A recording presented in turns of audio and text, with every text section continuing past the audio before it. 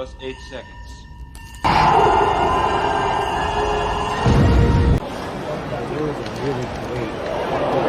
Edstrom moves it out. Nice lead. Zach Jones in. Turn! Impressive. Big deal. He's still not taking anything for granted. Here's Siplikov again. Toe drag to the front and sets up Julian Gauthier. Trouba works his way down. Pass through to Jones. He scores! Zach Jones! Most impressive. Hey everybody, welcome back to another episode of Big Apple Hockey, where we actually have games to talk about for a change. Guys, that's got to be a great feeling that we got games to talk about, not just like rumors and stuff like that. I, of course, am your host, Marc Williams, although my thing was not going off right there. Let's get it right there. It is. And I'm joined by the host of the Final Buzzer. Yes, there'll be more Final Buzzers coming at you soon, Mr. John Falkowski. Your little thing at the bottom reminded me of the Shang Tsung clip from the first Mortal Kombat. It has begun. Yeah, we're back. Well, yeah, I didn't even think about Mortal Kombat. And, of course, from the hockey news, our Anthony LaRocco. Hey, Mark, I know it's a touchy subject, but have the Miami Dolphins called you up yet to play quarterback? Because being they don't have one. They basically could, Anthony. I think I'm better than Skylar Thompson. I mean, this is my God. And again, it's one of those things where everybody, all my friends keep asking me, they're going, well, what do you think about Tua? I think he should have slid. How do you not slide? You got a history of concussions. You're going head first. Slide. Please. How are they not called up the Browns about Jameis Winston yet? Yeah. I don't know. I do not know. And the truth is, still, even Jameis Winston, your season's going to hinge on Jameis Winston. Bring back Jacoby Brissett, I guess. I mean, he had almost a 4,000-yard year a couple of years ago. Jameis Winston is definitely capable, man. Capable, but let's be honest, he's never going to put it together. Before we get too off the rails and get started, one more point on that. I have to say, I feel bad for anybody who had Tyreek Hill or Waddle in fantasy, because now they're worthless without a quarterback. I mean, those guys aren't going to get any points. Absolutely, Anthony. And let's just go further. Let's just say if you have the first, what, Phil? It was a 5,100-yard season in 2019 that I was thinking of. Oh my God, that's even better. But he had a 5,100-yard season because his team was losing. They had to throw the football every single down. And what do you think they're going to be doing in Miami with Waddle and Hill? Well, exactly. I actually had their defense that I drafted. You want to know who you'd feel bad for, Anthony? The people that drafted first overall and said, don't overthink this. Take Christian McCaffrey. Well, yeah, that's another one. Yeah. I got a hockey draft coming up this week, and I'm a Giants fan too, Guido. Yeah. But guys, let's go to the A block because we've got hockey news to talk about. We were going to talk about the Alexei Lafreniere contract last week. We didn't go on air, but instead we have to talk about the looming contract. As you guys saw, that torpedo from The Hunt for Red October, one of my favorite movies. Big Apple Hockey trucker hats and shirts are available, everybody. And the A block is, of course, brought to you by Seat Geek. And use the promo code BigAppleHockey for $20 off your first order. But, of course, reports Igor Shesterkin will not negotiate a new deal during the season. And the Shesterkin camp reportedly seeking $12 million. The Rangers are willing to go over the carry price $10.5 million, highest contract ever handed to a goalie. Phil, let's start with you. Where exactly do the Rangers and Igor Shesterkin go from here? Likely it's going to go into the season. I don't think they're getting a deal done. I think this is going to be something that ends up going into free agency. And one of two things is going to happen. The Rangers are going to play chicken. These two teams are going to play chicken with each other. Their camp and Drury. And the Igor's camp is going to look for that 12 or 13 million or whatever they're looking for from whatever camp. He's not getting traded. Stop right now. Not getting traded. Team's not trading him in the middle of a playoff run. They're going to use him probably as their own rental, if you will. So they're going to hold on to him. He's gonna play out the season, and then they're going to talk contract afterwards, more than likely. For me, I don't understand how you can bring him back at this point. if you said that this is the last dance here, and this is it for this core, this is the last chance they're getting, regardless of what happens, this is it, then how are you signing a 29 to then be 30-year-old goaltender, or then soon to be 30-year-old goaltender, to a cap crippling contract that will inhibit your team or prohibit your team from doing a lot of things that you need to do during a retool? Like, why? Who exactly is going to be leaving if you sign him to that? Because Jacob Trouba's contract is not giving you the space to not only sign him, but then do the other things that you're going to have to do. You still have to give Alexei Lafreniere an increase of probably anywhere from about $5.5 to $6 million. Keandre Miller is probably going to make $5 to $6 million on his next deal. I mean, yeah, I'm with Matt on this. You just let them go and just do what you have to do with this team. If anything, history has shown us that winners in the cap era have not built from the goal in yet. They haven't built from the goal out. It's been center depth that has won. Having elite defensemen, numbers and minutes eating defensemen that have really done the job on the back end for them. Having a guy like a Doughty or a Pietrangelo or a Keith to really headline your defense, and then combine that with center depth, and then have capable goaltending. That's really what's won in the cap era. So if Toronto wants to sign Igor, okay, they're going to be in the same position that they were, just with the different issue, because their offense is going to be garbage, if not worse. Their offense is going to be straight up garbage. It's going to be Matthews, Nylander, and then what else? Because Tavares, you're probably going to let him go at that point, right? Who are you replacing Tavares and Marner with if you're giving a goaltender $12 million against your cap? Especially a team like Toronto, who's cap stricken otherwise. So I don't see it.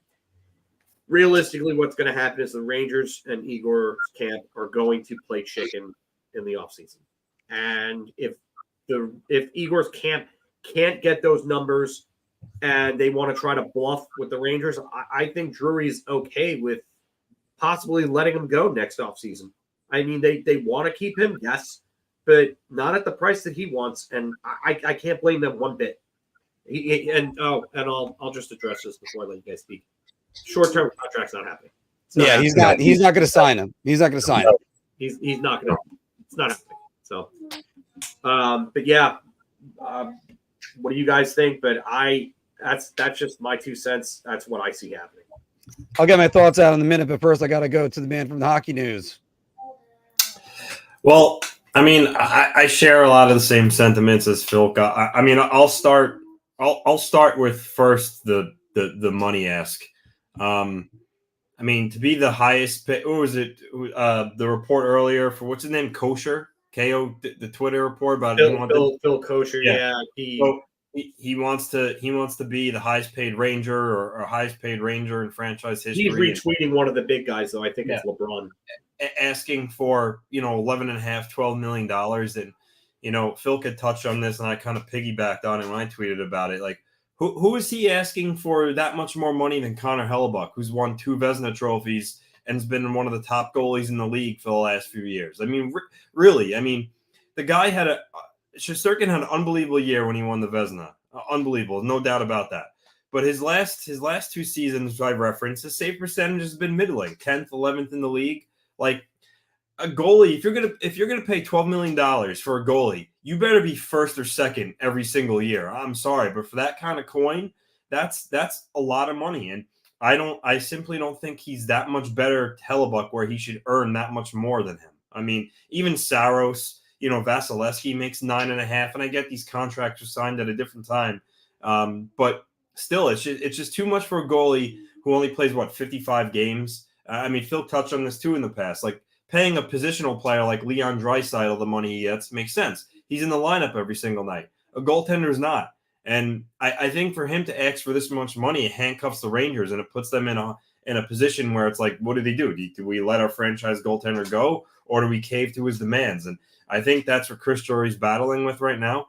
And then from the standpoint of not negotiating during the season, I mean, we and I said every situation is different. Not every player follows the same path, but How often do you see a player shelve contract, negotiation talks, and then it gets to the end of the year, and then natural curiosity kicks in? The agent will be in your ear, like, listen, you waited 8 months without signing. Why not wait another month and see what's out there? And I think if that's what happens with Igor, I think that's what his agent will tell him. You waited this long. Why don't you wait until the offseason and see, how many teams line up to pay you, what you want, if there are any. But so I think that's the path is headed down if they don't agree to an extension before the season. I really do. And we'll see if Chris Drury sticks to his guns. But Mark, before I hand it over to you, I just want to reiterate, like, Shesterkin's one of the best goalies in the league, if not the best. That part's true. No one's taking that away from him. But you want to win a Stanley Cup. You want to put your team in the best position possible to do so. Like, take 10.6. You're the highest paid goalie, and you're living in a great city, a big market, and you're going to be a contender year in and year out. I mean, asking for that much money, I think, for me, is just selfish, to be honest with you. And kudos for Chris Drury for being steadfast and not caving to him. But I think the Rangers can win with I'm just going to throw out an arbitrary name here, but I think the Rangers can win with Linus Ullmark if they replace Shesterkin within the summer, or even Aiden Hill. So I don't see the need for the Rangers to blow up their cap situation on Shesterkin if he's really going to ask for that much money. Yeah, I usually try to side with Teddy KGB from Rounders on this, where he would say, the man, he's money. Exactly. And I would say that, but I cannot believe this contract demand. Anthony, you said it best. He wants to get paid more than Connor Hellebuyck. No, he doesn't want to get paid more than Connor Hellebuyck. He wants to get paid 1.5 times more than Connor Hellebuyck. That is ridiculous. And yeah, Connor Hellebuyck doesn't have the playoff pedigree, but he's won 2 Vezinas. The consistency of Henrik Lundqvist was the only reason why he was worth the value of the $8.5 million that was on that deal basically throughout the entire thing. And he was underpaid in his first contract. You want to say Shesterkin outperformed his contract? Fine. He wants a raise? Sure. There isn't a potential goalie in the system. But then again, let me throw this one out at you guys. Was Matt Murray a guy that you were going to be like, he'll win not only 1, but 2 Stanley Cups for you? No. And he came out of nowhere. So, Jordan Binnington's another one. They were a bottom feeder. Darcy Kemper's not sub 900 save percentage in a Stanley Cup final. Bill Ranford somehow winning a Conn Smythe over Mark Messier in 1990. I mean, I could think of tons of examples of what you're getting at, Mark. But we've seen this movie before where everybody wants to say, just pay the goalie and let's do it, because the Rangers did that in the Lundqvist era. And then they really failed to acknowledge anything in the forward position. Yeah, Rick Nash was good. Marian Gaborik had 2 good seasons and 1 terrible one for the Rangers. Like the year he scored, was it 22 goals, and 10 of them came in 3 games. That's not a way to do it. The Hawks winning with the Emmy. The list goes on and on and on. And as we've said, yeah, we've been through this. We've said it before. 6 Vezina Trophy winners, including Braden Holtby, who won the Vezina and then would later win the Cup after being benched for Grubauer. So if Igor wants to play this game of chicken, he's gonna lose. And then where he goes, well, ask John Tavares. Does he kind of wish he had a mulligan on that free agency? Because, yeah, you got your money. Yeah, you got to go back to Toronto, where, let's be honest, the fan base hasn't exactly been the warmest to him. And then you look at the Islanders, the team you were on, they had success. They were a goal from the Stanley Cup Finals and potentially, and Anthony would concur on this, win the Stanley Cup because they probably would have beaten Montreal. But instead, Igor wants to do this. How does it get you close to a Stanley Cup? This gets rid of Alexei Lafreniere and K'Andre Miller are coming off and needing new contracts. We haven't gotten the Lafreniere thing because it's so important. You have to make a decision on this. And is it worth paying Alexei Lafreniere, first off, $8 million and then to sit power play 1? No. But the Rangers have to make these decisions. I'm sorry. You can't be paying your goaltender double his current contract and 1.5 times more than his best friend who's across on Long Island. No, I'm sorry. You got to move on from him and trade him while you can. Goalie trades don't happen within season. I've said it before. Well, Mark, I'm glad you brought that up because, I think we all agree he's not going to be traded. But at the same time, for the Ranger fans that don't want Drury to give in, that's one thing. But on the flip side, what will happen when he does that? He doesn't cave, and then Shesterkin walks for nothing. Those same fans are going to probably be mad that he didn't get something for him. No, I won't. I won't. No? I think anybody with a rational mindset that's actually looked at this situation and has examined every little detail from top to bottom understands that they're in a damned if they do, damned if they don't situation. Yeah. What fan realistically expects them to trade him at the deadline? I know there may be people that want that, but do you really think, to those people out there, do you really think Chris Drury is going to wave the white flag on his last chance when you have your captain coming out and saying, this is the last dance? Do you really think they are going to do that now? Without a goaltender, without a goaltender lined up. No. If you told me today that they could go get Linus Ullmark and then go do that, okay, fine. But goaltending markets are so volatile. That's why when you have those who says no's in our group text, that I tell you that I'm not really sure of what's going to happen with this because they're so hard to predict. They really are. That's why you don't. When was the last big name goaltender that you saw traded mid-season? I can tell you who it is right now, but I wonder if you guys remember who it is. I got Ryan Miller. Bingo! Yeah. Bingo! Yeah. What was it? 2014 he was dealt mid-season. Oh, yeah. I mean, and he wasn't even great anymore at that point. He was still good, but he wasn't his 2010 self anymore at that point. So, you don't see these trades happen often, and it's hard. But it would be easier for someone like Igor just because of the fact that he's playing on a $5.6 million cap hit, or someone in the division. Who's going to sign him in the division? The Islanders? No, they have Sorokin. Devils? How are they going to move Markstrom and make that happen? Philadelphia? Okay. Where are they is he going to want to go play in Philadelphia? Carolina? How is Carolina forking up the cap space to get him? Well, they're paying everybody the same thing, too.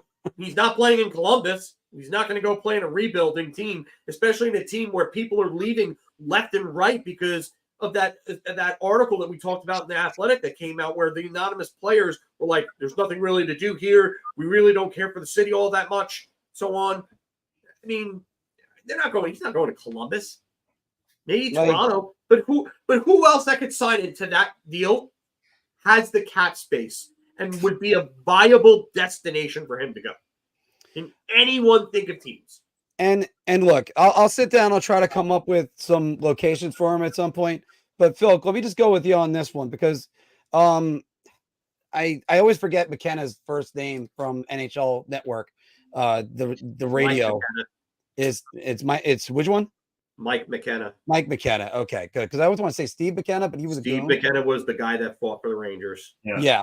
And anyway, but you look at the numbers from Ryan Miller in that season you're talking about. 10-8-1, 903 save percentage, and a 247 goals against. Good, not great.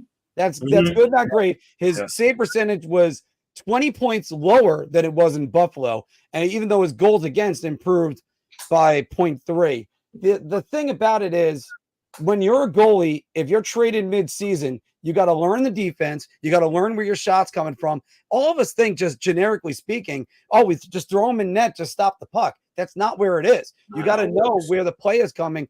There's a lot more to just goaltending than just, I'm standing in net, let the puck hit me. There's a reason why the puck is hitting you. Now, the Rangers just can't replace Shesterkin. They're going to have to, this is going to be, they're going to go with this. Either they win the cup or they don't. That's it now. What I want to know is how you justify giving this type of deal when this is coined as the last dance. So what this tells me is that either way, this team is looking at either rebuilding or retooling. More than likely retooling.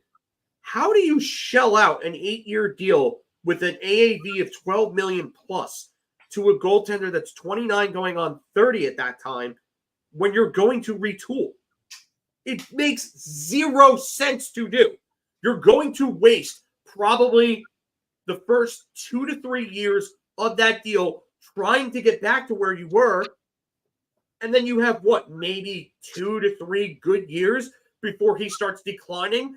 And then when he starts declining, that deal is immovable because it's probably coming with a full no move the entire way through.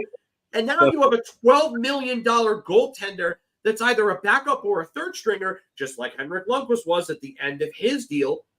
And how are you moving that deal? Who's coming to save you at that point? Who? Please, someone tell me who. Well, by the way, just before I get Anthony the last word on it, Henrik Lundqvist shouldn't have been a third stringer in that final year. David Quinn treated him like garbage. Absolute garbage. Yes, One start in the month of February. He was a shell of himself. And he was. I agree with you on that, Phil. But a third stringer, you basically just put him and you left him out to dry the last game at the Garden against Philadelphia. Come on.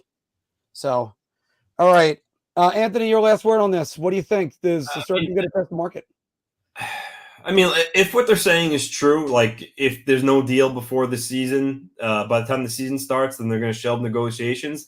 Then yeah, I do think he's going to test the market because let's face it, the Rangers could, their season could end in June, late May. And I go back to, if that's the case, why would he re-sign with the Rangers, 4 weeks before he could talk to the whole league and get a bidding war out there and see what he could get. It would be, and honestly, I think that's what truly, and I mentioned at the top, every situation is different and every player handles it differently. But I go back to Tavares. Like Shesterkin said, he loves New York in his quote, and he hopes to stay. Tavares said the same thing, and I generally think that Tavares liked Long Island. But once you actually wait as long as you do, and you get to the point where you get it in your head, let me talk to some other teams and just see what's out there. Then your mind wanders, and one thing leads to the other, and then before you know it, you can leave. So yeah, I think he's absolutely going to go to market if he doesn't sign before the season starts. And then from there, we'll see what happens. But listen, maybe, and this is not going to happen because something would have to go horribly wrong. But if the Rangers miss the playoffs and their season ended in April, then yeah, maybe there's a little bit more time to get something done. But I think the Rangers are going to play into late May, early June. And at that point, again, I just think he's going to be so close to free agency, he might as well wait at that point. So, and the last thing I'll say is, I know it's common now, all the higher end goalies get the 8-year deals, Hellebuck, Saros, Sorokin, but it's never a good idea to give a goaltender that many years. The position they play and, how they're always shooting their legs out from every direction. And, listen, hips, back, knees, hamstrings. Look at Vasilevsky. Yeah, back surgery. I mean, even Sorokin spilt the beans that he had back surgery, which I'm sure Lou was pissed minor back surgery. Yeah, but look at Carey Price. The Canadians invested all his money in him. He got hurt, and then his career was over. So, for the Rangers to potentially offer up an 8-year deal to Shesterkin at $11.5 or even $12 million, I think it's just a bad decision to do that. I think it would be lunacy. I think it's cap suicide. I've been saying this all along. I don't care if the cap is going up. You cannot do it. They've had one goaltender in the NHL over the last 20 years to make $10 million and win a Stanley Cup. And he did it last year. Credit to Sergei Bobrovsky, because that contract was an albatross for a while. But look, you know what?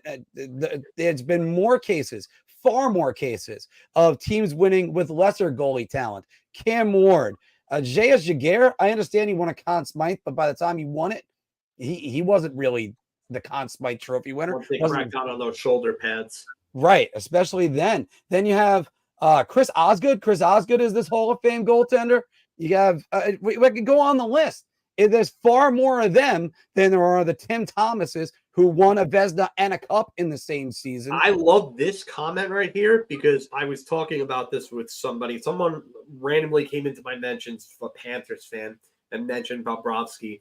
And I was like, really? Is that why they had to trade a franchise winger and a defenseman for another franchise winger and totally change their culture to make that happen. That's when they won.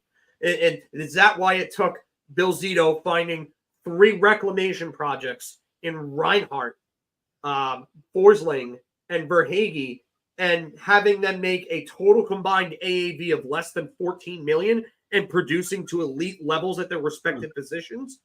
Is that why that's how they won? It was Bobrovsky, not those guys. Yeah. And so, let me go. Sorry, Anthony. He has 2 Vezina trophies. I don't know, saying he's garbage up to the last 2 years. All right, so hold on, because Guido's not wrong here. He's really not. Remember what the conversation and the narrative was around Bobrovsky before 2023 and that playoff run? This contract was one of the worst in the league. We were talking about. They were wondering when Florida could get out of that contract, and now all of a sudden Bobrovsky was not garbage up until these past 2 years. No, he was. After 2018 and 19, when he came to Florida, he was not the same goaltender after signing that contract. Come on. We all know this. And by the way, it certainly had nothing to do with the best defensive forward in the league working hard to shut down the best player in the league, but also not doing it. Yeah, I'll get you on that in a second, Robert. And the other one is there are other underrated players like Anton Lindell, who played really well defensively and shut down some secondary scoring options. Look, that's what you need. If the Rangers are going to do that and sign, you can't do it with a $12 million goaltender. No team has won with a $12 million goaltender. Now, granted, they haven't done it, but still, it's never going to happen. And Robert, look, I believe you. Igor will always give you a chance, but keep in mind, there are those months, and I do mean months, Igor has usually won a season where he is just bad. And I'll give him credit. After the All-Star break, he's always a different goaltender on a different planet than everyone else. Well, that's another thing. If Drury does give him a lot of money, fans are going to turn on him quick, because if he pulls it again where he's like really struggling, they're going to be on him. The expectations are going to be this year. High. And we talked about this before. Unless you are prime Hasek, and he was that for 1 year. 1 year. In 2021, he wasn't that. In 2023, he wasn't that. In 2024, he wasn't that. 2024 was probably his worst year. His first half of that year was the worst hockey we have seen from Igor Shesterkin. How do you justify asking for that type of money when you gave that performance and you needed Jonathan Quick, Man River, to come in and help bail this team out for a month and change so you could get your head straight and get back on? Yeah. And Jonathan Quick did bail him out, to his credit. Absolutely did. Fantastic. And it's hard to ask them to do the same thing again. And as Matt's saying right here, there's a huge difference between whether Igor deserves the money, if it's smart for the Rangers to give it to him. It's not. It's not. No. It's not. Sorry, guys. Sorry. And it doesn't mean we've often said we don't grab the pom-poms. It's not what we're going to do. And it's ludicrous to think anything else. We're going to have a quick message from DraftKings, guys, and then we're going to come right back and talk about the games. We have games to talk about. Hockey fans light the lamp this winter with DraftKings Sportsbook, an official sports betting partner of the NHL. New customers can bet just $5 pregame moneyline on any NHL team to win their game and get $150 in free bets if they do. If that wasn't enough excitement, you can turn small bets into bigger payouts with same-game parlays. Combine multiple bets like which team will win, how many goals will be scored, and more for your shot and an even bigger payout. Download the DraftKings Sports app now. Use promo code THPN. Bet $5 on any NHL team to win their game and get $150 in free bets if they do. Only at the DraftKings Sportsbook with code THPN. So, guys, like I said before, we had games to talk about. The Rangers played the Bruins this week, and the Islanders played the Devils.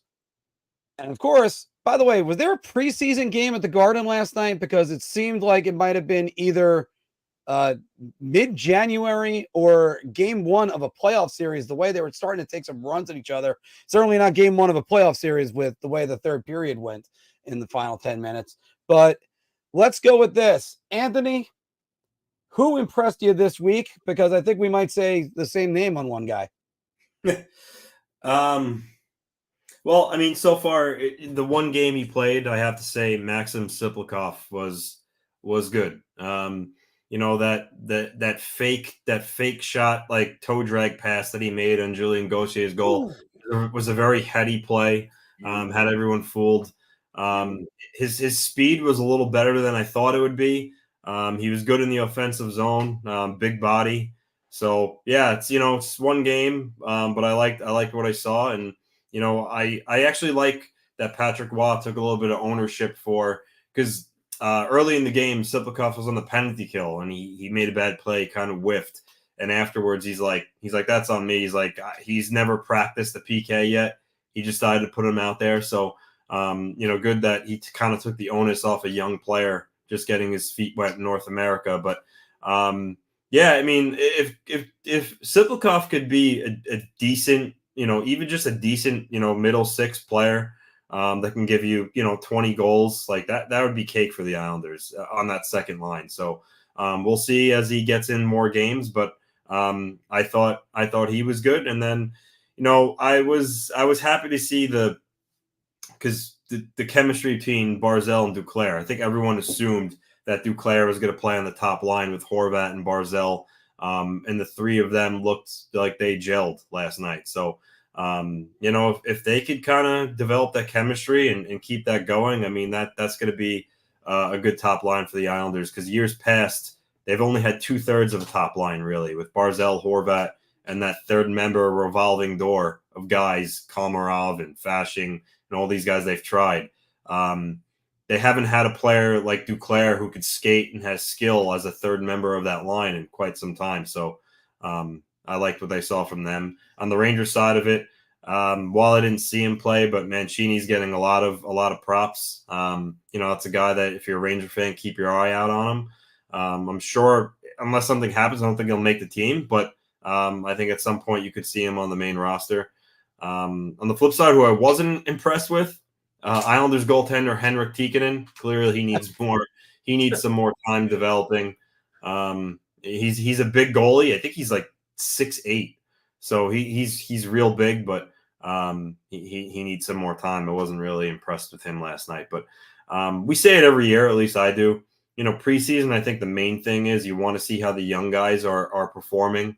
That's really what matters, because I mean, let's face it, the veterans just kind of, they don't want to get hurt. They just kind of like coast through it and try to use it as more conditioning than anything. But this is the time of year where you can kind of get a glimpse of where your younger players are and how much time they need before they can become regulars. Phil, who impressed you this week? Anthony really took my answers about the Islanders, if anything. I mean, I always said that Siplikov was really a wild card, and you didn't know what to expect of him. And if he gave you a 20-20-40 season, you got to take that and run. But, I mean, really getting to see him play and watch him for like a full game, his game reminds me a little bit of Zach Hyman's. He actually is really good down low. I think a lot of his offense is going to come from the hash marks and down. He's good off the cycle, which is something the Islanders have always kind of incorporated into their game. They were very cycle heavy, even in the Tavares days. They were very cycle heavy. He gets to the front of the net. He looks like he's got a pretty good shot. His playmaking ability is actually better than I thought it was. So that pass to Gauthier was top tier. That was really good. First, by the way, I just want to say this before you go on, Phil, from there. Gauthier did his best to shoot that back into Markstrom. Yeah, and it still went in. Yeah, that's actually pretty funny, because we all know about Gauthier. There's two comments on Othman here for you guys. Yeah, we're gonna get to concerns in a second. I'll get to that in a second. But I mean, that top line last night, the Rangers didn't have an answer for them. I mean, I don't know what else like we can really say about them. Rangers really didn't have an answer. If that continues, that's going to be a dangerous line. And then for the Rangers, obviously Mancini had a great game against Boston. He's probably their best player in that game, arguably, if not Filipino. And then Filipino was really good again against the Islanders after coming back from the injury. I didn't like the hit at all. I thought it was dirty. I do like what I saw from Zach Jones, though. I think Zach Jones might have been even more impressive. And it's funny because I asked the question, how does Zach Jones to respond to Mancini's game on Sunday? And then he comes out and has a 2-goal game. Like, this is a good problem for the Rangers to have, especially if Ryan Lindgren's going to miss time. That means both of those guys might be in the lineup. And you know what? Maybe Mancini, who I think is a bit better defensively, maybe you could try to see what he has with Adam Fox. I know it's a lot to ask from a rookie, but do you really want to break up Keandre Miller and Braden Schneider, who have shown to be really good together? I mean, I would see what you have with Mancini, who's got some size to him as well. So Zach Jones looks like he can get that spot. But if Lindgren's out, both of them could be in the lineup, and this could be something good for the Rangers. And I gotta say, well, we got all the names out there. I thought Matt Barzal looked like he was in midseason form. Matt Barzal looked fantastic. We're gonna talk more about him in the Bar Talk comments, guys. But Sipakov, obviously, and granted, you could also say that play itself, that's a guy his level of talent should be able to make in his sleep. But you know what? You see it in live action, and that was just impressive. And like I said, I would disagree with that. I would completely. I don't think that type of pass is something you make in your sleep. That's a really good play he made there. Yeah, I mean, well, I'm not trying to poo-poo. I'm just saying, that you might want to say like an NHL player should be able to make that. I'm trying to be a little bit of devil's advocate while trying to give the compliment at the same time. I don't want to sound like I'm gushing, but I did just like my eyes opened when I saw that play. It was a great play. I'll start with the concerns, guys. And as much as I drive the Capo Caco train, where the hell is he? That's it.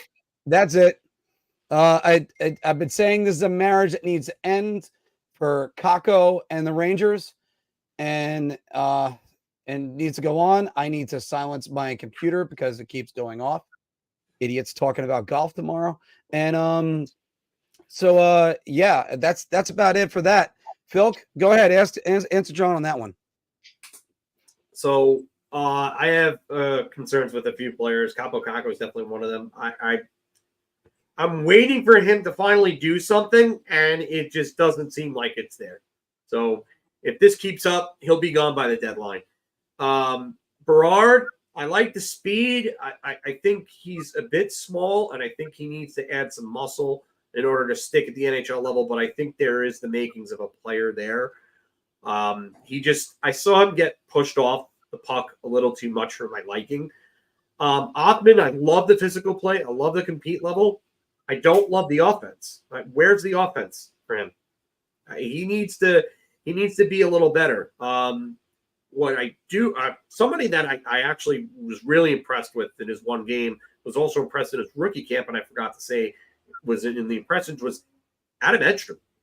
Yep. He looked really, really good. Like, if there's anybody for me out of the young kids that has a spot on the inside track right now, it's Edstrom for me. Over Berard, over Othman, over anyone else. Your Edstrom looked really good. Anthony, any concerns? Well, I kind of touched on it. I mean, it doesn't really matter because he's not going to have any effect this year. But Tikin and I didn't, for a guy who's going to be one of Bridgeport's goaltenders, I would think, I thought he needed some. I think he needs some more time. But I mean, honestly, I didn't really see anything of like the veterans that kind of stood out. I thought Kyle McLean would kind of picked up where he left off. I thought he had a good motor on him. Matt Martin, he's in a weird spot. He's always been guaranteed a spot. He's on a PTO. It seems like he's working hard in camp, but I think this might be the end of the road for him.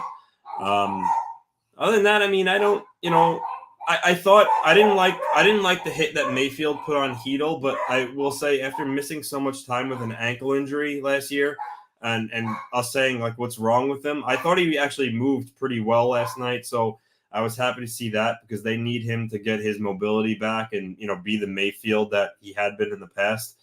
So it seems like that injury is behind him, but the one thing I guess you could say concerned about is that Wah said that Sorokin's kind of skating on his own, and he said today actually he's 0% worried. But I mean, the first week of camp is gone now, and you got to imagine, he missed the first week of camp. I can't imagine that he's going to be ready to start the season opener if he hasn't actually skated with the team yet and took shots. So I would like to see him join the rest of the team, this week. But so as it stands right now, I don't really expect him to be the opening night starter. Well, the good thing is they have Varlamov that's going to be able to take up the slack, and when you have a reliable backup like that, that's why you have him. Get Sorokin healthy, get him 100%. And as Wicked's saying right here, Engvall looked bad, and Pierre Engvall has just had such an odd career with the New York Islanders. He came in gangbusters. They signed with that big deal, and then didn't like that deal from day one. Yeah, but like all of us went, "Hey, great Sorokin deal," and then we saw the Engvall Mayfield deals going. What? There's no need to give that type of player that many years. I get that the AAV was low, but there's no need to pay a guy like him, whatever it was, 6 players are replaceable. And I say that as somebody who was not happy with the Barclay Goodrow deal when they signed it. So. Yeah. And as Quasar saying right here, no more Kakko talk. I was a guy that was on the Kakko bandwagon. It's time to move away from him. It just is. I need to see more out of Carrick in order to make a judgment on him. As well, one of the Carrick's like 6'1", 6'2", maybe. I mean, he's not huge, but he's not a small guy either. Yeah. But let's go back to this and shut that down. But guys, by the way, just to say one thing that you look for in the preseason, like set plays and stuff like that are also a good thing. Who'd have thought the Rangers would go for the game-tying goal by setting up Chris Kreider as a one-time option instead of like a rebound or a deflection in front? That was just an incredible path by Lafreniere, though. So Zibanejad went to Lafreniere in the bumper, and then Lafreniere, instead of taking the shot, he fooled everybody and went with a touch pass to Kreider, and that's how that happened. And that was just a really good play by Lafreniere there. And again, that's incredible. I hope they do more of that in the season. Hopefully the tape's not out on that. Guys, let's go and do some bar talk. Shot. This is the easiest I've ever to answer. Let me say beer. I can't even begin to describe. I'm actually going to go crazy. I'm going to buy everybody around on this one.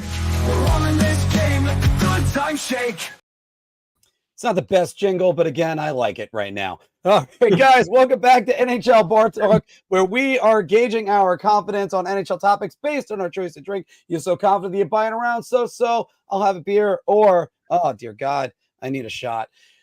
Put your comments down, put your choices down in the comments below. Play along with us, guys. And speaking of Chris Kreider, as I mentioned before, Chris Kreider only needs 33 goals to pass Jean Martel for the second most goals in Rangers history. Phil, Chris Kreider will pass Jean Martel this season. Round. I would be shocked if he didn't. I really, at this point, I would be kind of shocked if he didn't. He's been good for he had 39 last year. We all thought he was going to crack 40 and then wasn't able to do it at the very end of the season. But I'd be shocked if he didn't pass him. I really, really would at this point. Anthony? Yeah, this is a round. If Chris Kreider doesn't score, 33 goals this season, I would say that's a pretty big disappointment based on his production the last few years. So if he's healthy, I don't see any way he scores less than 33 goals. Just no way. Guys, I'm gonna make it a hat trick and go around on this one as well.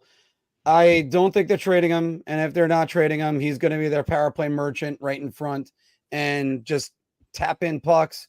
The one thing I would like to see, I'd like to see his wrist shot back in play a little bit more again. He seems seems to be just always around the front. He's got a great wrist shot too, but then again, he fell in love with his wrist shot. I think that's where the consistency. Yeah, I was going to say that for later, but yeah, I mean, Zibanejad has to be far better than 5 goals at even strength. That's got to be better. Yeah, we've been on that for a long time because after all, you got to have Mika Zibanejad outperform Morgan Barron at even strength.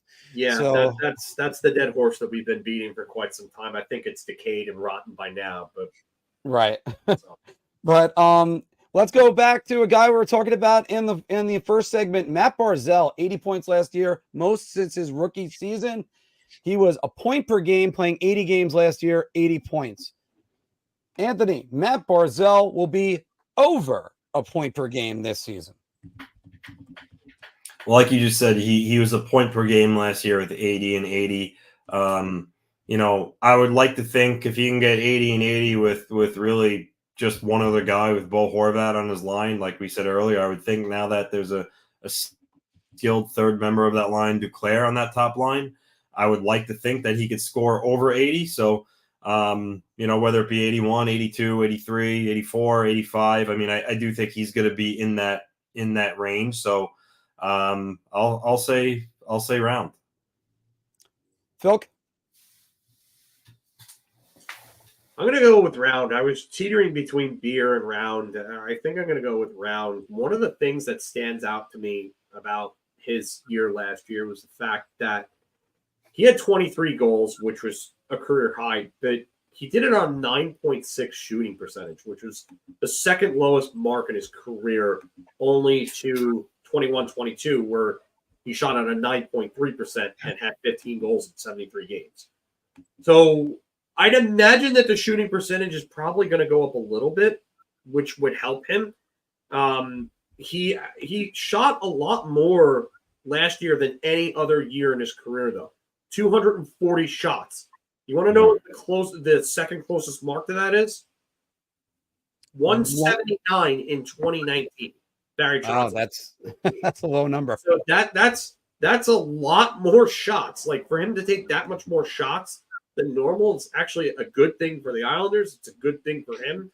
I know I've had this conversation with Anthony in years past where I said that Matt Barzal needed to kind of diversify his game a bit and shoot more in order to get goaltenders to stop laying off the pass and, really kind of make himself less predictable. So, yeah, that's what he did. And I'd imagine that having a guy like Duclair in the line with him is going to help him out in that regard. I just wonder if he tends to start passing the puck a little more now that he has 2 options that he could pass to as opposed to 1. That's really what my question would be. So I'm going to go round just because I think the assists will probably be up. But I do wonder about his shooting, where that goes. Guys, we're going to make this another hat trick, and I'm going to say, yeah, he eclipses that and then some. So there's the round right there. So you're thinking like 90 points. Yeah, I mean, I'm going to say he might get to 90 if Duclair is healthy. They're talking about a speed game on the edges with and it's especially that 2 on O last night. That was a thing of beauty between him and Duclair. Barzal had to play, as Joe Micheletti said on the broadcast last night, he had to play a more 200-foot game when Barry Trotz got here. And I think that kind of stunted his offensive growth. Now, back to him being this offensive player. And when Bo Horvat came in and they put them together, I still didn't think it was the best option to take him off the wing, but he has been absolutely incredible since being paired with Horvat. All right, guys, the other news that came out last week, we didn't get a chance to talk about it. Sidney Crosby signed a 2-year deal, $17.4 million extension with the Pittsburgh Penguins. What's that an AAV of? 8.7. I wonder where 87 comes into play on that. But that's great value for the Pittsburgh Penguins. Anthony, Sidney Crosby is the best captain in the salary cap era.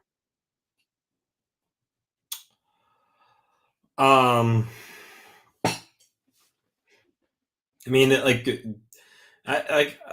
judging like who's the best captain is, I've always said, is hard because I mean you don't know like who's, you know, how people are in the room and whatnot, and you know, leadership. But I mean, it is obvious that Crosby is he does great work off the ice. I mean, that we all know that.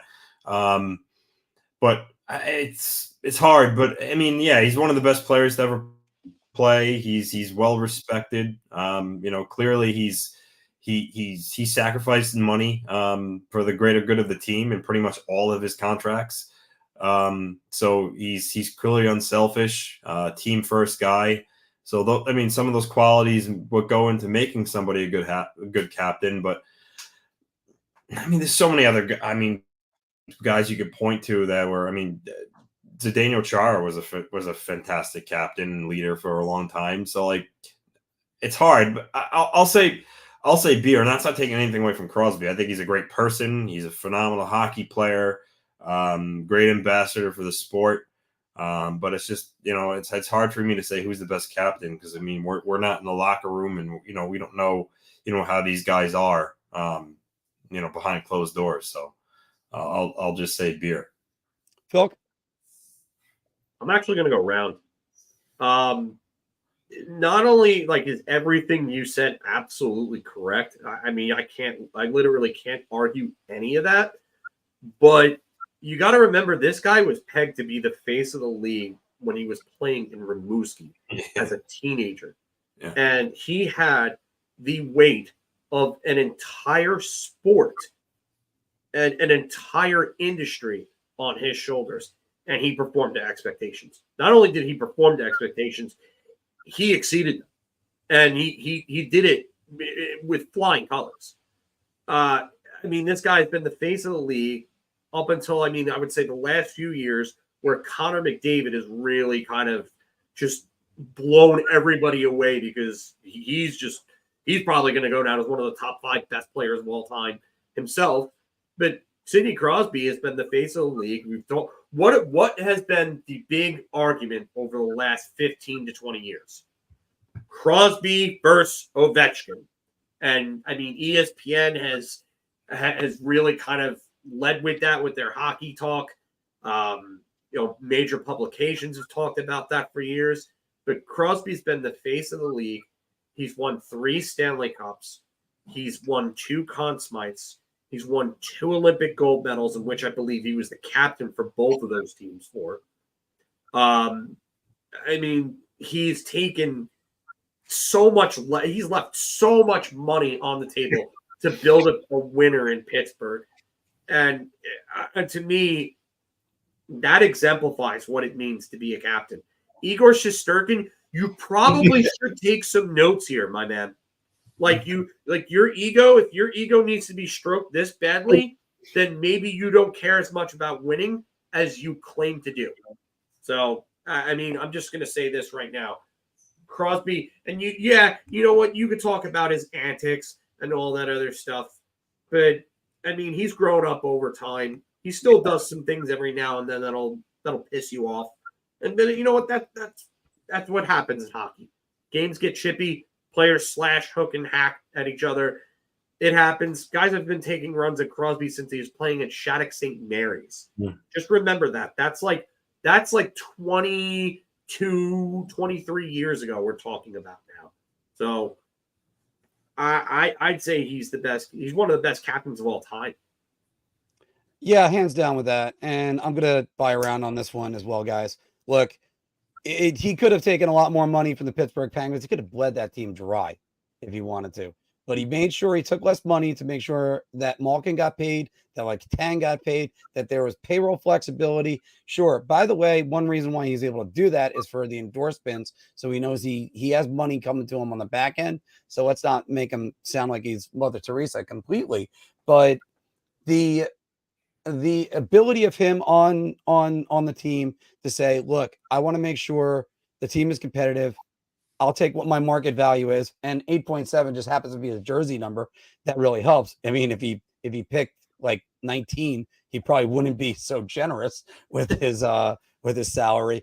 But I don't think they it's would have just asked him for that. yeah, I don't think he would have asked. I think he might have asked for 19 I think million. the PA would have stepped in, and there would have been some major problems then at that point. Which I can't actually believe that the PA hasn't stepped in on this one, because I said this about Igor Shesterkin, guys, that the PA might be saying you have the chance to elevate goaltender contracts into a stratosphere that they've never been to. And I think that's a little bit of the influence on the Shesterkin camp asking for $12 million. But obviously they can't come out and say that one publicly, but you've seen it with every single sport, every single negotiation. Crosby has been sort of in his own groove with that. I mean, what seemed like a rich contract in 2009 ended up being a bargain in 2024. So moving on from there, guys. Hey, Phil, do you know what the longest playoff drought in the NHL and in sports is? They're tied. Gotta be the Buffalo Sabres. And there's one other one. It's in the NHL or no? No, it's in football, actually. NFL. Ooh, okay. The New York Jets. Yeah. Sorry, Phil, what'd you say? The New York Jets. Yeah, you're correct. It's the Jets. The Jets and by the way the Jets played on Thursday night, that looks like they might try to end that as well. And they brought in Lindy Ruff, the guy that last coached them to a playoff game. So Lindy Ruff will end Buffalo's playoff drought. Who are you going to hear? Yeah, sorry, too. Still, What? Me? Okay. Yeah, you felt. Ooh, man.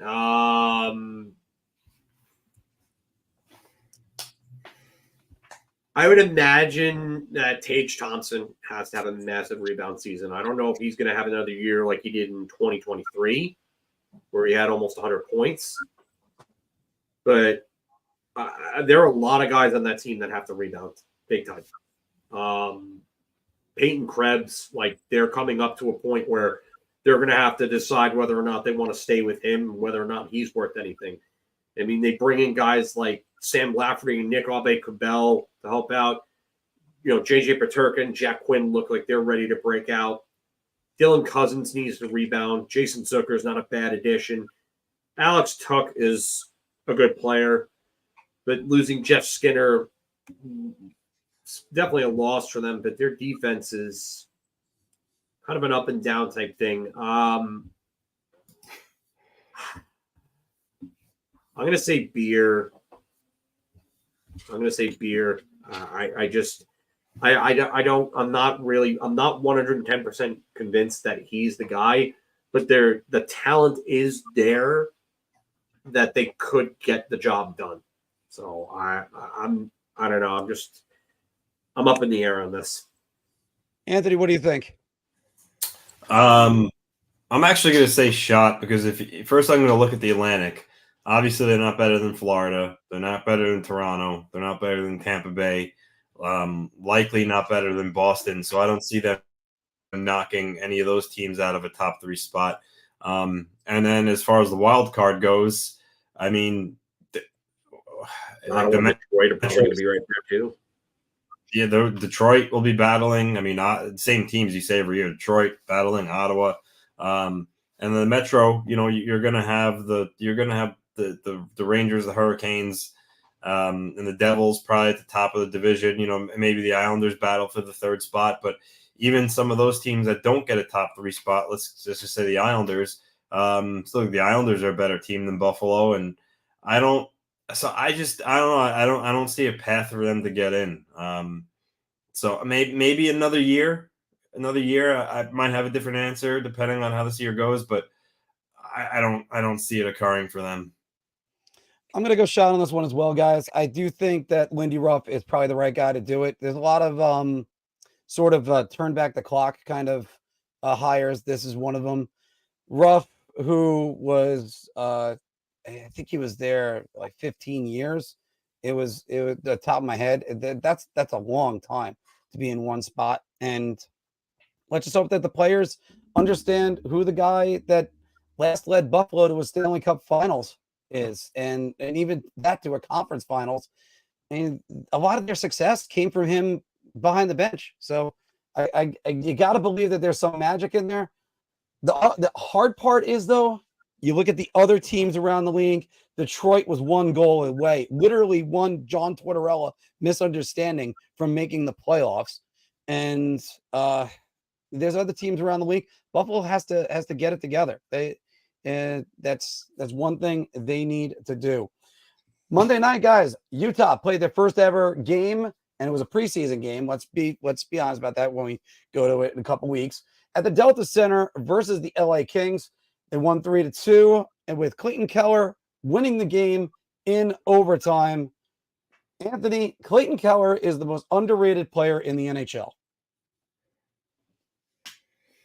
This is a tough question because there's so many good players who, that don't get the fanfare that I think they deserve. Clayton Keller has an 80-point season to his name. I think last season he was at 76 points or so. Very good player. One of Arizona's best. Is he the most underrated? Again, I don't know. There's just so much talent in this league that I don't think people really talk about enough. I think there's so many names. I think Nico Hischier is a very underrated player. I think people understand how good he is on both sides of the puck. Kevin Fiala is a really good underrated player. You could name just a lot of guys who put up a lot of points that aren't necessarily in the top 10 or top 20, but they're still very, very good hockey players. So I'm gonna say Beer, but he's certainly a very good player, and being that he's Utah's best player, how underrated is he? I don't know. I'll let you decide that, but I just think there's so many players around the league that don't get enough notice that they deserve, and Keller is one of them, but I can't say definitively that he's the most underrated. Phil, what do you think? I gotta go Beer too.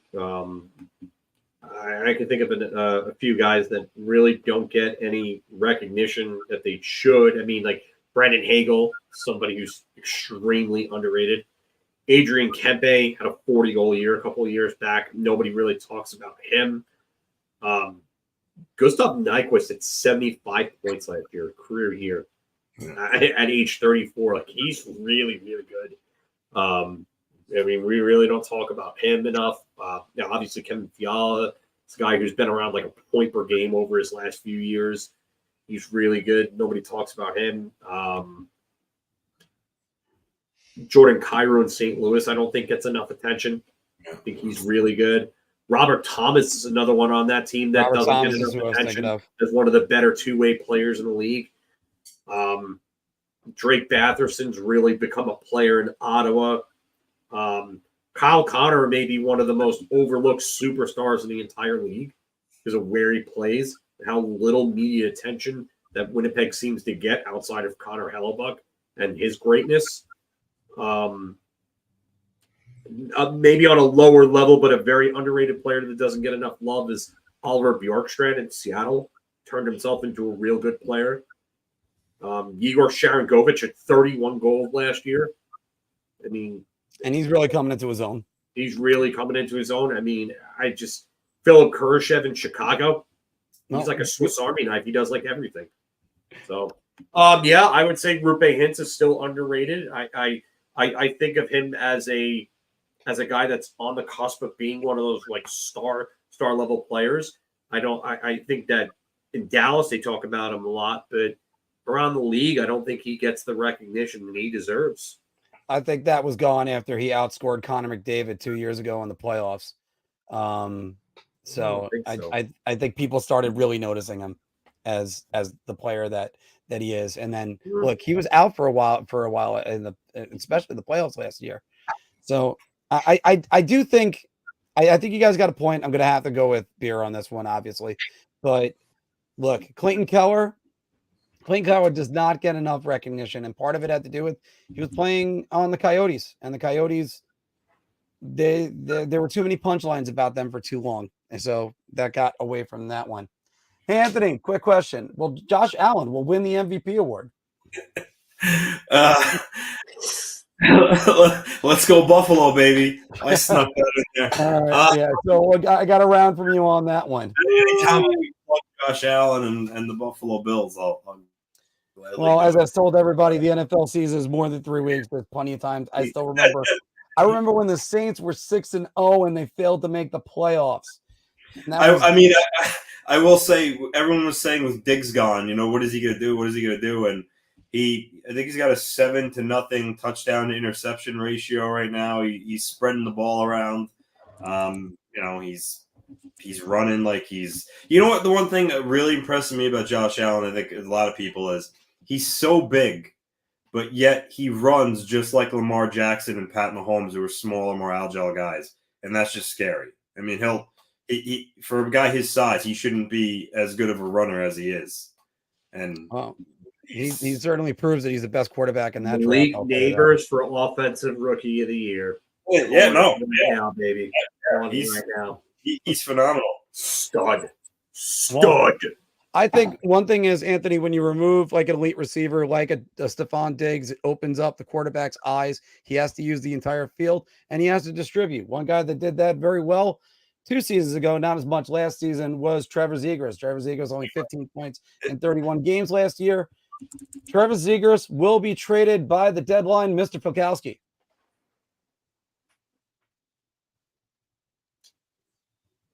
I'm going to buy around on this. I don't know why. I just have this weird feeling. Maybe it has something to do with the contempt with him and Pat Verbeek and the talks in years previous. But something about this just tells me that they're going to want to make a deal to get somebody who I think fits a little more of the identity that they're trying to create in Anaheim. And part of it will depend on Leo Carlson's development and his progress. But I just feel like if it's not the deadline, it's the offseason for sure for me. But I don't see him being there for another deal. I really don't. I think that the right piece might end up coming along for them, where it's a player that's young enough, it's probably a little older, but it's young enough, has some skill, and fits more of what they're looking for. I mean, and you look at the players that they brought in, and they named Radko Gudas their captain.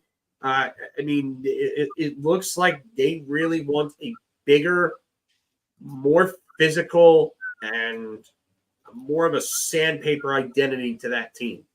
And I don't blame them one bit. The Rangers should be looking to do the same thing, but I just don't think Zegras fits in with their future plans. I don't see it. Anthony, I think his future, like Phil's kind of alluded to, I don't think it's in Anaheim long term. I think it's only a matter of time before the Ducks do move on from him. I just wonder if they might wait until the offseason to do it. Sure, they're likely not going to be a playoff team, and so therefore there is a possibility they could trade him by the deadline. But it's not like he's a UFA or anything. Well, they'll have to, so that's why I'm a little. I don't think it's a given. But I do think he's going to be traded at some point. I'm gonna say. I mean, I'll say Beer just because anything can happen. All it takes is one really good offer, but. I'm going to say more likely to happen in the summer. Yeah, I'm kind of in agreement with you on that one, Anthony. I'm going to go Beer. I mean, unless some team really just wows Pat Verbeek and gets them. I don't see him really going at the deadline. We're going to hear 9,000 rumors about it, especially if he's playing well, because after all, we heard about it last year and he was injured for the most part with that. But I don't see it that they're going to move him right now. Guys, the last little tidbit, Kraft Hockeyville is going to Elliott Lake in Ontario. It's going to be the Penguins and the Senators. Craft Hockeyville is the highlight of the NHL preseason every single year. I'm actually gonna go round on this one, guys, and the reason why is because this is one thing I love. I love the baseball in spring training. They all go back to minor league, but they're basically just glorified AAA facilities now. They're all major league stuff, but it's sort of baseball sort of goes back to their roots.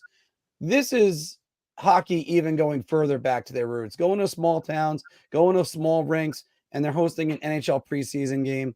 I love this. I love this every single year. Anthony, what do you think? Yeah, I mean, it's what the whatever city wins, they get some money to kind of renovate the local rink, and they play a game there. Yeah, I think it's really cool. Highlight of the NHL preseason. I mean, there are games, preseason games in Europe. Actually, I think the Sabres are in Munich right now for a game. I think pretty sure Dan Rosen. No, you're right. I believe you're right on that. Yeah. So that's a big deal too. I mean, playing another country. So yeah, but one of the two. So I'll say beer there. Phil? I'm gonna say beer. I think it's great that they do it. It just personally, it's not my highlight of the NHL preseason. I mean, the highlight of the NHL preseason for me is just having it back and getting to watch like the young guys on each team.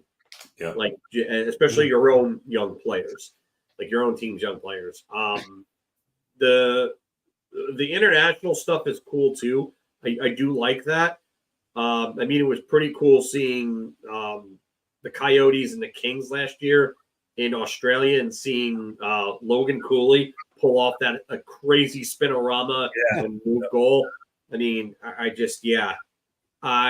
think that I think that's one of the cooler parts of it too. But yeah, I'm with John Radigan. I mean, anything to grow the game. And speaking of growing the game, they're probably going to look to add 2 more teams. Yeah. And by the way, guys, we're going to sign off on Big Apple Hockey's Bar Talk, where we gauge our confidence. Oh, whoa, hold on. We got another one that was added in here. Oh, that must be Anthony LaRocco's special late. Yep. Phil, Maverick Bork will outscore teammate and fellow rookie Logan Stankoven.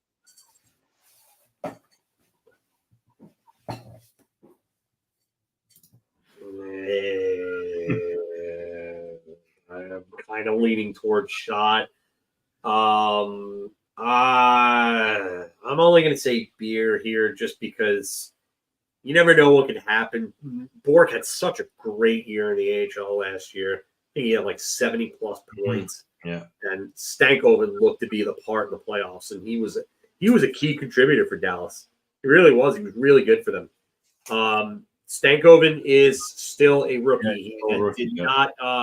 He did not exceed the rookie requirements this past year. So Stankoven, I think, is going to be a very, very good player. I've been high on him for a while. But I just think he has a leg up development right now on Bork. And it's completely possible that Bork comes in and maybe he's a better fit on one of those top 2 lines. But now with Joe Pavelski gone, there are openings. There is a top 6 spot that needs to be filled. So maybe one of those 2 comes in and they seize the opportunity. I'm actually going to go I have to go beer on this. I can't go with the player that's got NHL time under their belt and immediately say, no, Maverick Bork. I know Maverick Bork is very highly touted, but I got to go with Stankoven. I've seen his game at the NHL level. I have not seen Bork's yet. So we'll see about that one. Go ahead, Anthony. Yeah, I'm gonna go with Stankoven. I'll say beer, but I'll say Stankoven will probably top him. But as Philip said, Maverick Bork had a hell of a year in the AHL. He's a really good prospect, and Dallas Stars have kind of a slew of them coming up. So good for them. All right. Well, we mentioned with the NHL news and notes, guys, that there was a vote on expansion. Phil, you were going into that? So, yeah, it looks like I think there's going to be 2 teams added. I don't think there's anything definite as of yet, but it looks like we're going to get 2 more teams, and it's believed to be Atlanta and Houston. Yeah, that's what I heard. Yeah. I know everybody's talking about Atlanta. Why are we going back there a third time? I'll tell you why. They're in a different area. Mm-hmm. It's a nicer area. They're going to have a better arena than what the Phillips Arena was. Mm-hmm. And with better ownership and better front office people, sorry, Don Waddell, but you didn't do a good job in Atlanta. You really didn't. But with better ownership and front office members, they can succeed in Atlanta. There is a market for it. It's a good market. It's a big market. The NHL loves Atlanta because it's a very highly populated area. So you could add another team to the East. That would do a lot for it. And you can add another team to the West. Go to 34 teams. Remember, anything to grow the game, and that would grow the game in 2 different locations. Well, I can tell you one thing. The team that would be the most happy about this is the Dallas Stars, because the Dallas Stars travel pretty much more than any other team, in the NHL. I've heard it's actually with the least amount of travel. I think somebody said the Pittsburgh Penguins, which I found that to be odd, but Dallas, there's nobody near them. At least put an in-state rival in there. Sure, Dallas is usually their hashtag is Texas hockey, but at least now you would have some kind of in-state rivalry, and that's another thing that's good for hockey. So let's take a couple questions. And we're gonna skip Puck Doku tonight. And I've got to get going soon, so I can take a few questions. Then I can take a couple questions. As Anthony or Phil, whichever one of you guys said this. That was me that posted that in response to who was it that said it before? It was THG who wanted a team in Quebec, and it's going to be tough with the value of Canadian dollar. It really does. And not only that, but you're going up against the Montreal Canadiens, and yes, the Nordiques coming back would be massive for Quebec, but you still have the Canadians there, and they're always going to be top dog. Just how it is. Yeah, the league, even though it's Canada, the league still views it as a small market. So it's unfortunate. I don't think they'll ever go back there, which is a shame because I mean they're rabid for their hockey up there. But I don't see that happening. As Phil alluded to, it seems like Atlanta and Houston are going to be the next 2 teams, and whether you like Atlanta trying for a third time or not, fact is, like he had said, better ownership, better area. They're gonna go back to the well there, and we'll see how soon it happens. I think there's a lot of smoke on it. I could see it being announced, officially this year at some time, whether it be, the Board of Governors meeting, whatever. I think they do it twice a year. But I think it's definitely happening. It's only a matter of time. As much as I want them to go back to Arizona tomorrow, I gotta agree it's going to happen, and there's nothing you can do about it. Got a nice little cheap laugh from State of Survival who says we need a team in Intercourse, Pennsylvania. So it's but you got one, Anthony? Okay, I missed it earlier, but how do you think Shesterkin's situation plays out? I just think anything over $10.5 billion is foolish if he's going to end up being the NHL's the highest paid player in Rangers history. Look, you can't do it. No, as we all alluded to earlier, I think we're all in agreement that if Drury caves and gives them, $11.5-12 million, it's just such a poor decision to do so. I get that he's really good, but the Rangers can win with a lesser goalie, believe me. You can allocate those cap dollars better. And shame on Igor for putting his ego, whatever it is, ahead of everything else. You don't need $12 million. Just take 10.6, 10.7. You're the highest paid goalie, and carry on with your day. It's unbelievable if he really is standing firm on this offer, on this ask, I should say. It's just ridiculous. Well, Anthony, we went into that in the 8 block, and I got to say it again. Like, who's the one that's advising this? Look, I think he actually can do it, but if you look at the body of the other contracts that are around there, he's Sergei Bobrovsky's got 2 Vezina Trophy winners. Igor Shesterkin does not. He's only making $10 million, and Sergei Bobrovsky's got the Stanley Cup that he beat Igor Shesterkin with. So, and he was arguably the better goalie in that series. I don't think it's a wise move to be doing that. And it almost, I got to go with this one, as Ghetto's saying right here. Same deal with Swayman. I feel like Swayman could influence what Igor takes. I think Swayman's asking for way too much too right now. Swayman, he doesn't have a career high that shows that he's a number 1 goaltender based on games played. Can he even handle the workload? That's a great question to ask, and we got to get to that. And hopefully we find that out.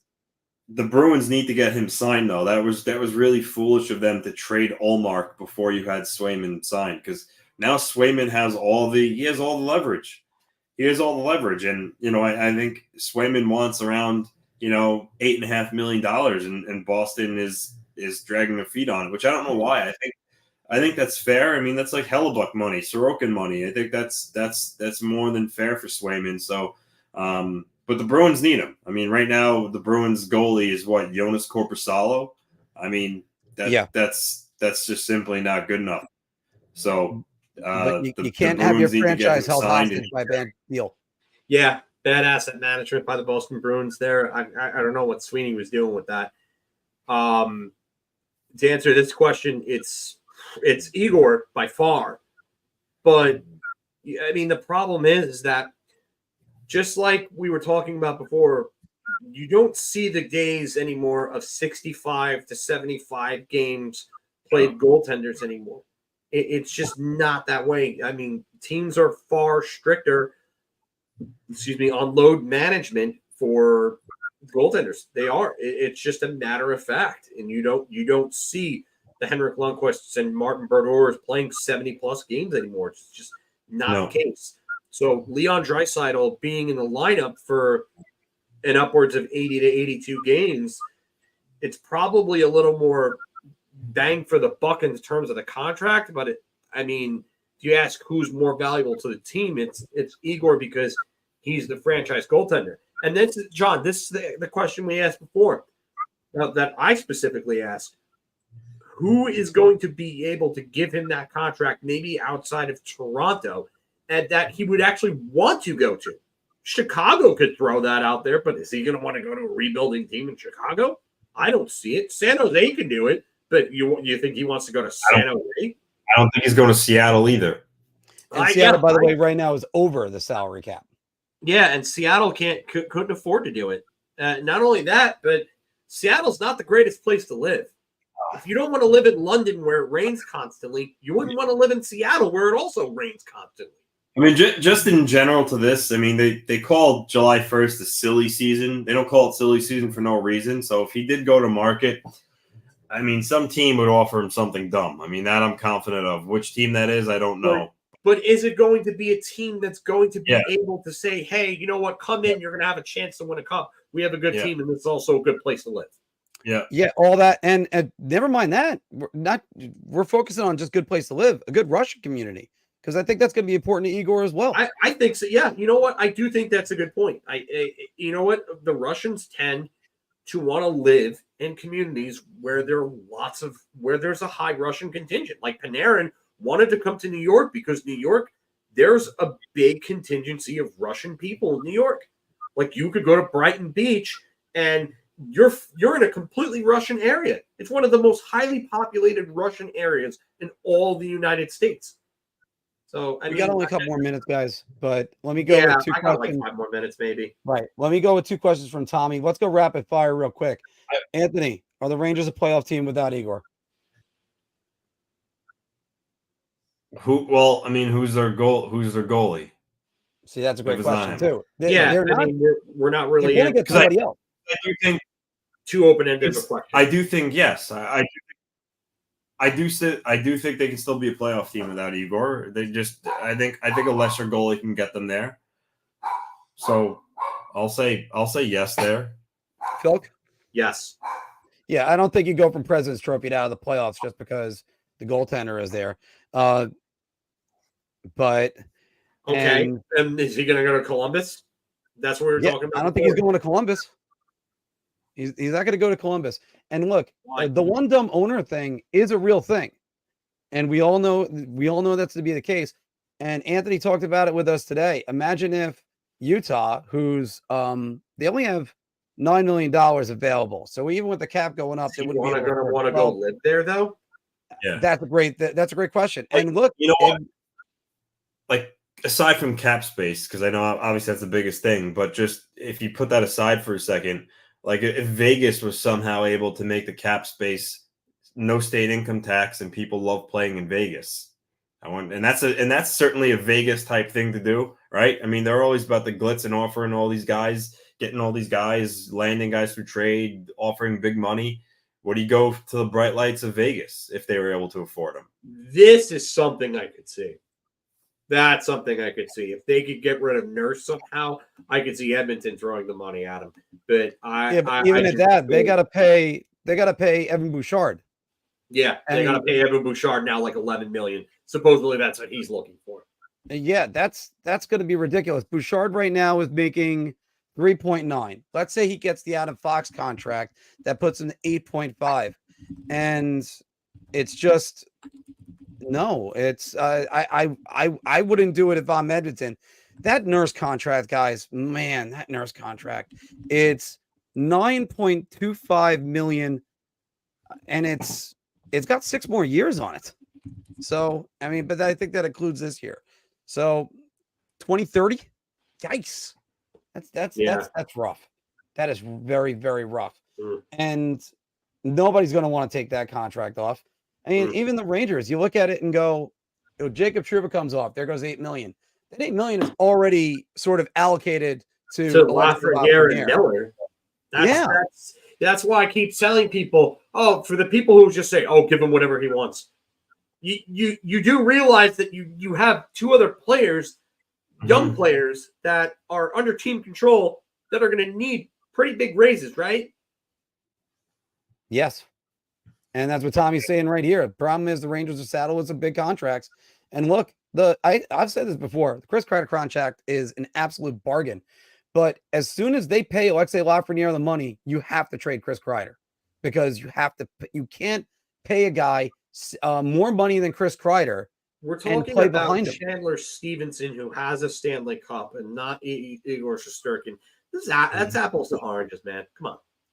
Yeah. But this one is he has a point. Who knows? He could prioritize the bag over winning. If he does, then that tells you all that you need to know about the decision that you made. Like you said before, Anthony. Absolutely. Yeah. And look, it's not the Toronto situation where those guys outperformed the contracts that they had. Austin Matthews signed short-term deals because he wanted raises. That's what he wanted. And he's probably going to end up making more money than anybody else. He's probably got one big contract left. He's saving that last contract for when he's around this age, like Igor, and he's going to make some money. But also, as a voice I just heard said to me, be careful what you wish for, and look and see what happens. If he gets to free agency, somebody and I think you guys said it too. Vegas is always known as the new shiny toy. Franchise. I just wonder how Vegas, after the moves they made, I get they lost some guys like Marc or so, but after the moves they made, like bringing in like Noah Hannafin and stuff like that, I just wonder how they're going to make that happen. Like put everybody on IR for half the season. Like if I were Chris Drury, I would allocate Shesterkin's dollars in by, let's say, signing Carter Verhaeghe and Linus Ullmark rather than just giving $12 million to Igor. You guys realize that Vegas is right now almost $5 million over the cap, right? Oh yeah. They got their magic. We'll figure out something. But somebody's obviously right now they have 13 forwards and 9 defense on the roster, but you still have to get $4 million, almost $5 million under the cap, not 1 or 2. So this is some serious work that's going to have to be done. All right. Spilk, I know you got to go, and let's sign it off right here, guys. It's always been a great night, us doing this. And NHL season's right around the corner, guys. It's 2 weeks until games start. 2 weeks. Yeah, 2 weeks. Yeah. 12 a.m. Mark. Legend of Zelda: Echoes of Wisdom. I haven't looked into that yet. I'm still more primed for Metroid Prime 4, but I gotta tell you, I want to see what people are gonna say. I find it inventive. I love that animation style that they went with for Echoes of Wisdom. And you know what? Finally, a Zelda game where Zelda is the playable character. I know a lot of people have been chiming in for that for a long time. Well, guys, everybody, thank you very much for joining us on Big Apple Hockey today. It is always a great show to have you and a very efficient show. We were able to do all this in 90 minutes. Take care and enjoy the games this week.